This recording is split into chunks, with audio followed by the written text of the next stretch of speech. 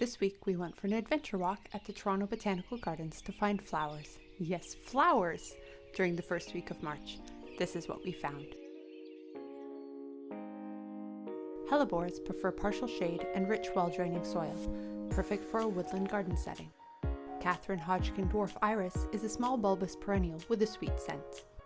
Snowdrops are tough as nails little plants that will sprout even through snow, hence their name. Unlike most spring blooms, the winter aconite is a tuber and will usually bloom before its look-alike crocuses. The Asian cultivars of witch hazel are a bright spot at the end of winter, blooming in late winter to early spring. There were signs of new growth throughout the garden, bearing the promise of new blooms with just a bit more patience.